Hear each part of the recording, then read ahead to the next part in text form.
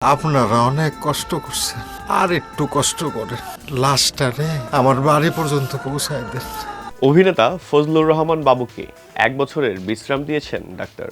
গত 16 ফেব্রুয়ারি হঠাৎ করেই হৃদরোগে আক্রান্ত হন দেশের তারকা অভিনেতা ফজলুর রহমান বাবু।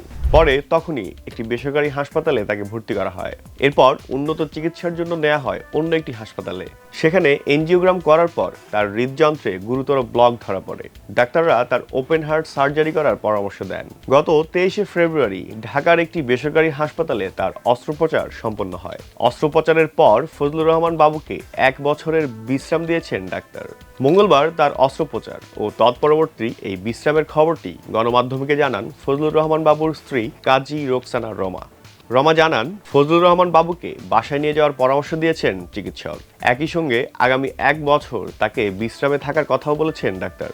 রমা বলেন, 16 ফেব্রুয়ারি রাত 12টার দিকে বাসায় অসুস্থ বোধ করলে সঙ্গে সঙ্গে বাসার কাছে ধানমন্ডির একটি হাসপাতালে নেই তাকে। সেখানে পরীক্ষা নিরীক্ষা শেষে জানতে পারি বাবুর হার্ট অ্যাটাক হয়েছে। পরের দিন আরেকটি হাসপাতালে এনজিওগ্রাম করা হলে চিকিৎসক জানান ওপেন হার্ট সার্জারি করতে হবে এবং খুবই তাড়াতাড়ি।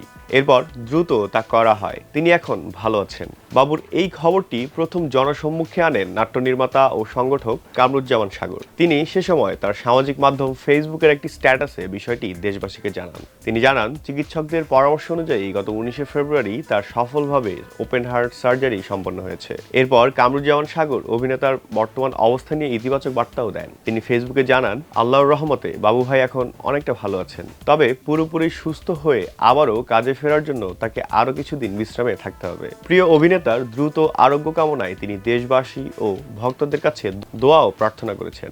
আমরা তো আইছি লাশটার একটা গতি করার জন্য, তার বাপ মার কাছে যেন লাশটা পৌঁছায়। সর্বশেষ গত বছর মুক্তিপ্রাপ্ত ইনসাফ সিনেমায় দেখা গেছে ফজলুর রহমান বাবুকে। পাশাপাশি বেশ কয়েকটি টিভি নাটকেও কাজ করেছেন তিনি।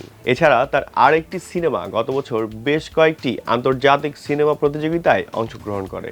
তার সেই সিনেমাটির নাম মাস্তুল। মস্কো আন্তর্জাতিক চলচ্চিত্র উৎসবের মূল প্রতিযোগিতায় অংশ নিয়েছিল মাস্তুল সিনেমাটি নিয়ে সে সময় ফজলুর রহমান বাবু গণমাধ্যমকে বলেছিলেন, এই সিনেমায় যে চরিত্রটি করেছি তা আগে কোনোদিন করিনি। এখানে আমার কোনো সংলাপই নেই, শুধু এক্সপ্রেশন দিতে হয়। কাজটি অনেক কঠিন, তারপরও চরিত্রটি পাওয়ার পর ডুবে যাই এর ভেতরে। আর কোনো ভাবনা কাজ করেনি তখন, কেবল ভেবেছি কিভাবে কাজটি ভালো মতো করব। এই খ্যাতনামা ও বৈচিত্র্যময় চরিত্রের অধিকারী অভিনেতার জন্য তার ভক্ত ও নেটিজেনরা বেশ উদ্বিগ্ন। তবে তার সফল অস্ত্রোপচারের পর বেশ স্বস্তি ফিরেছে ভক্তদের মনে। আজ এ পর্যন্তই, সবাইকে ধন্যবাদ।